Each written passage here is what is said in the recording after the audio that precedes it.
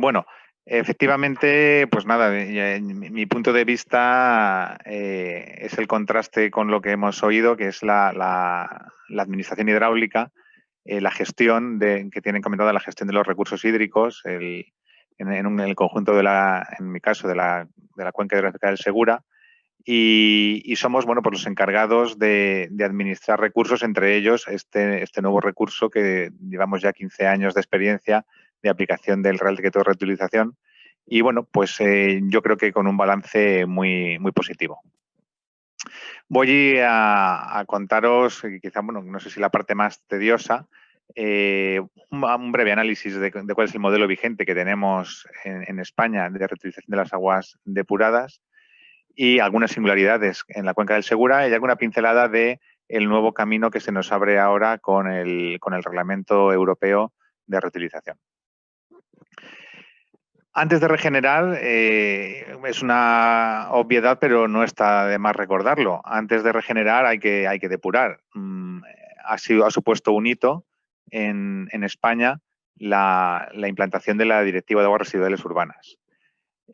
Si yo he llegado a conocer en mis primeros años de ejercicio en la Confederación reutilizaciones de aguas, si no brutas, prácticamente brutas. Eso no hace mucho, aunque ya empezó a peinar canas, pero no hace mucho era algo habitual, mezcladas más o menos con aguas de otros orígenes, pero eso se hacía y mal hecho, una mala práctica, y ha sido la implantación efectiva de la Directiva de Aguas Residuales Urbanas, la 91/71, la que ha permitido disponer ya de unos caudales adecuados, si no directamente para la reutilización, con un coste adicional, un pequeño coste adicional, darle ya calidad suficiente para la reutilización. En esta directiva, bueno, pues España, bueno, pues está en la parte media, digamos, del cumplimiento. Ha sido noticia y quizá muchos de los oyentes ya lo conozcan, que estamos dentro de un procedimiento de infracción por incumplimiento de la directiva, pero bueno, las grandes aglomeraciones en su gran mayoría están terminadas, operativas hace mucho tiempo. En la cuenca del Segura tenemos gran parte de la cuenca, es la región de Murcia y la Comunidad Autónoma Valenciana, de donde ambas yo creo que han tenido un modelo de éxito basado en entidades públicas de saneamiento, lo cual nos ha permitido disponer de unos volúmenes muy importantes ya depurados.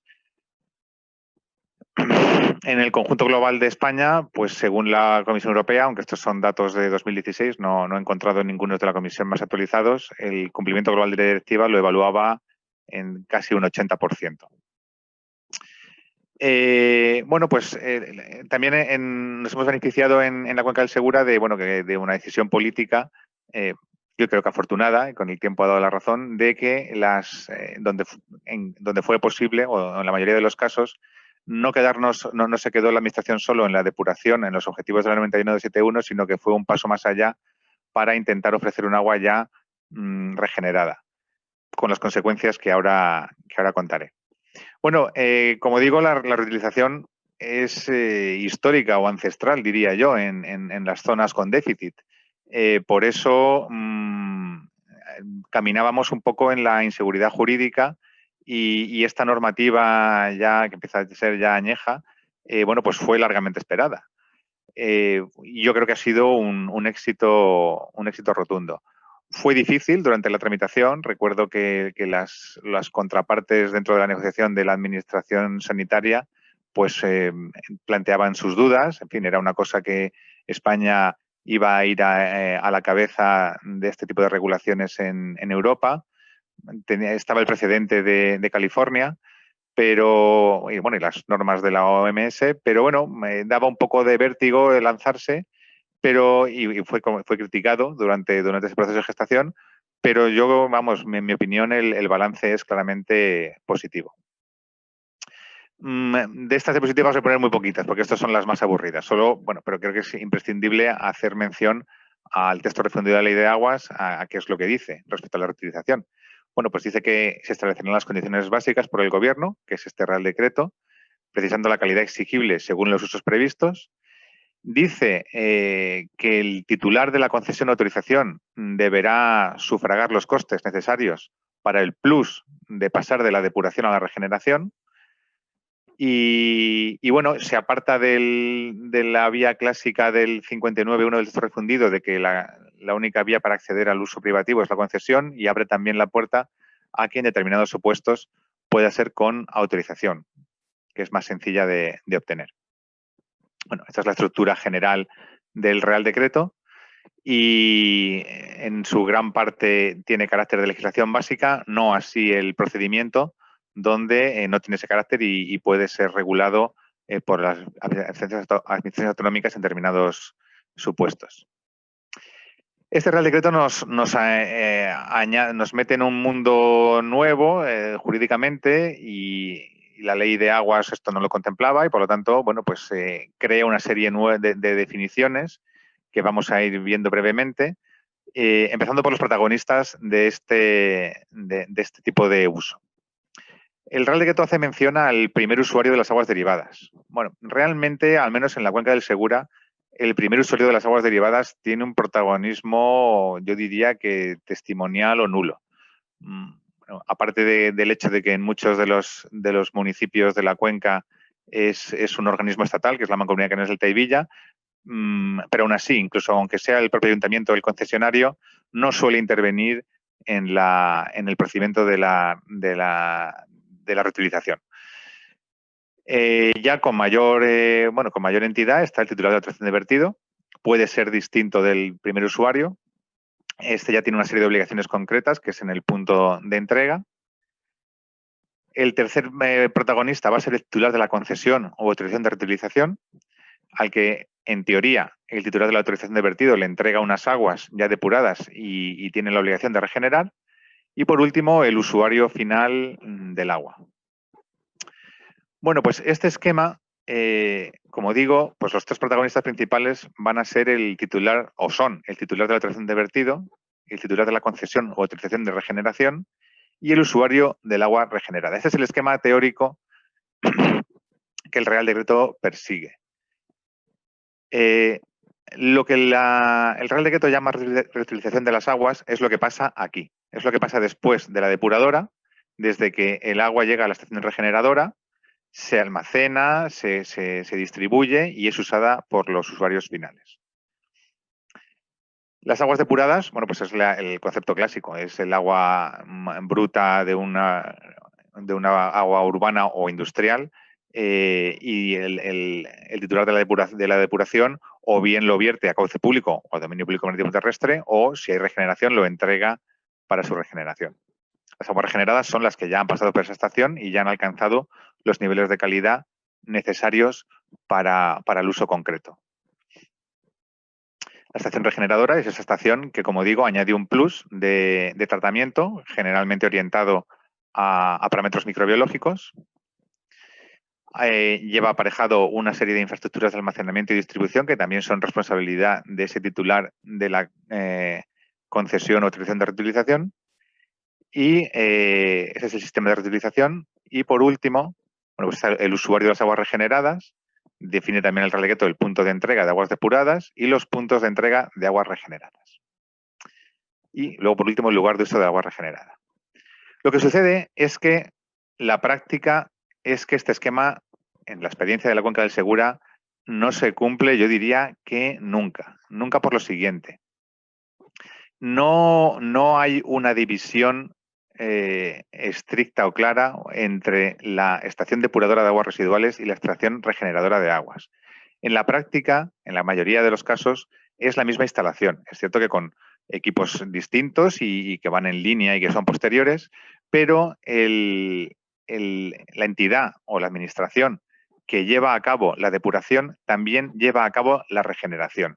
Esto, bueno, rompe un poco el esquema teórico que prevé el reglamento, el Real Decreto, y no tiene mayores... En fin, el sistema funciona, pero realmente nos estamos apartando de ese esquema teórico o ese esquema preconcebido que el legislador tuvo cuando elaboró el Real Decreto.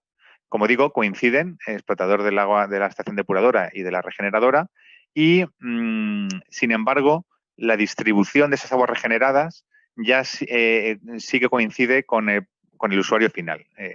Suelen ser comunidades de regantes y que son las que reciben esas aguas regeneradas y ya a través de sus infraestructuras propias de almacenamiento y distribución, pues las entregan a los usuarios, a los comuneros, en la mayoría de los casos.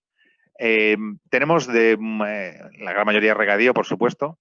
Tenemos comunidades que para las que las aguas regeneradas es un complemento desde pequeño o mediano, 2, 3, 5% de las aguas disponibles, pero tenemos también comunidades de regantes exclusivamente dependientes de las aguas regeneradas.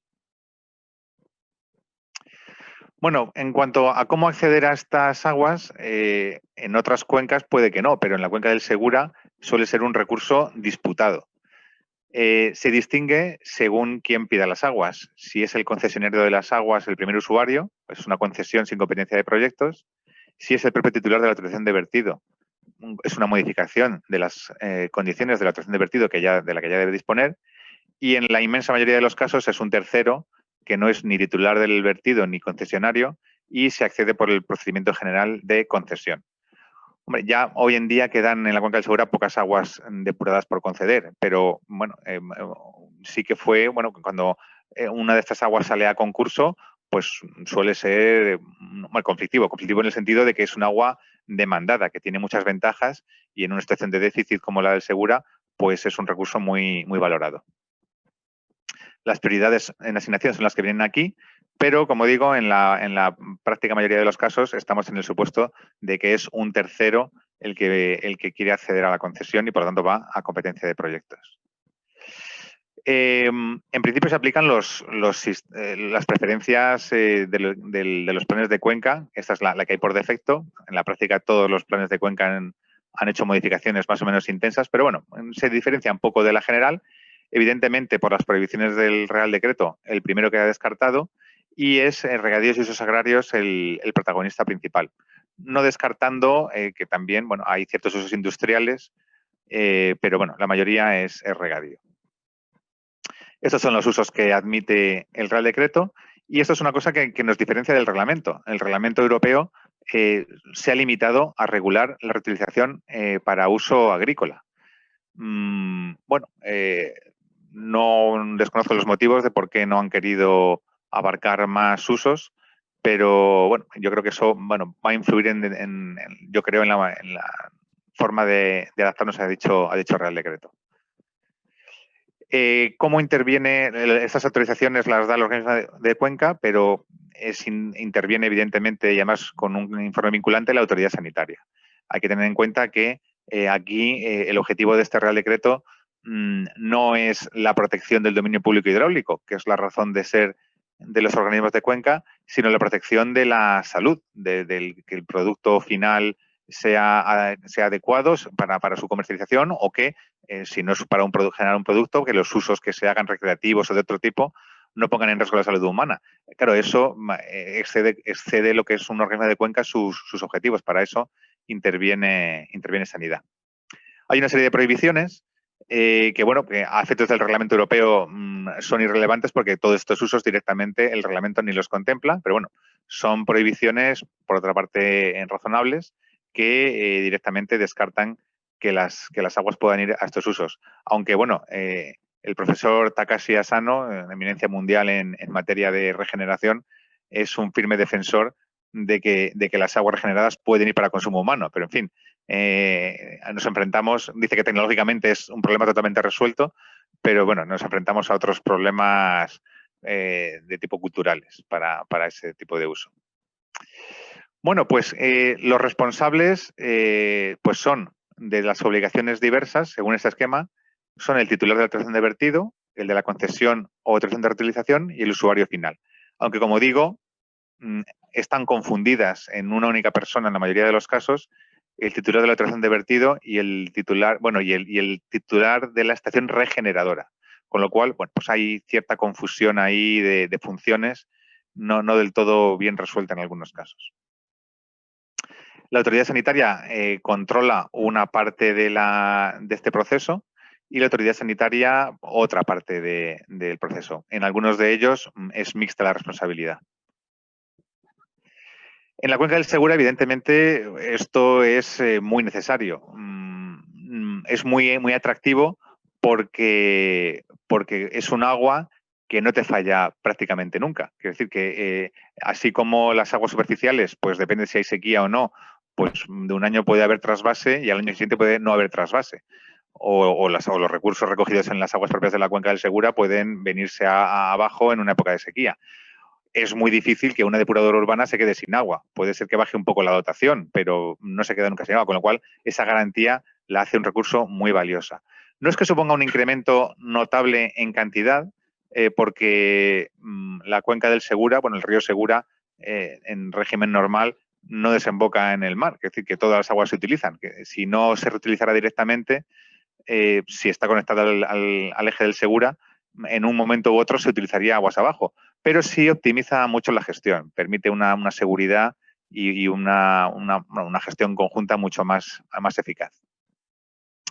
El plan ahora mismo en curso, bueno, pues esto es lo que prevé 96 hectómetros cúbicos de reutilización directa y 44 de indirecta, que, bueno, reflejado esta tabla en porcentajes, esto sería un poco el esquema de recursos de la cuenca del Segura. Parece que la reutilización es, bueno, es poca, bueno, es la que puede ser. Tiene poco, me temo que tiene poco recorrido al alza, quizá en zonas costeras donde por problemas de salinidad de la red de saneamiento la haga todavía un poco inadecuada, pero estamos ya en un sistema muy maduro en el que es difícil crecer en este aspecto, en reutilización. Lo que sí ha crecido mucho es la desalinización en los últimos años y estas son las previsiones del plan para el horizonte 22-27.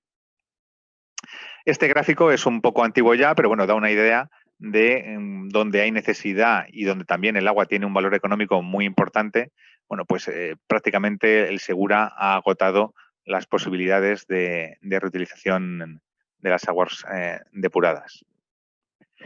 Y por último, bueno, el nuevo reglamento, ¿qué retos nos trae encima o nos aborda? Yo creo que tenemos que adaptarnos en tres patas. Una es la tecnológica. Hay un incremento en las exigencias sanitarias. Bueno, pues hay expertos que dominan la materia mucho mejor que yo y, bueno, pues habrá que abordar donde sea necesario un incremento del tratamiento de regeneración para abordar esta necesidad. Administrativas también, porque este reglamento es directamente aplicable. Los reglamentos europeos no requieren de transposición y el 26 de junio entra en vigor del año que viene. Pero a mi juicio hay que tocar cosas, porque introduce figuras como la del operador de la estación regeneradora, que no tiene un encaje a día de hoy muy claro en nuestra normativa. Se refiere solo a la agricultura. Yo creo que nosotros la figura que adoptemos aquí debe ser extensible a todo tipo de uso. No veo concebible que tengamos dos regímenes distintos, uno para la agricultura y otro para el resto de sectores. En fin, hay una serie de retos de gestión, pero ojo, los retos de gestión son cruciales porque sin un buen modelo administrativo el sistema puede empezar a tambalearse. Creo que España es muy madura en estas cuestiones y que lo haremos razonablemente bien. Y por último, económicas. En fin, no sé si se aprovechará esta circunstancia para claro, el incremento de tratamiento que nos va a exigir el reglamento puede suponer un incremento de coste. ¿Quién va a asumir este coste? ¿Va a seguir siendo el depurador regenerador o los concesionarios van a tener aquí un mayor papel? Bueno, pues eso habrá que también abordarlo para ver si se le da una solución adecuada. Y nada, no quiero entretenerme más porque veo que el tiempo va muy justo.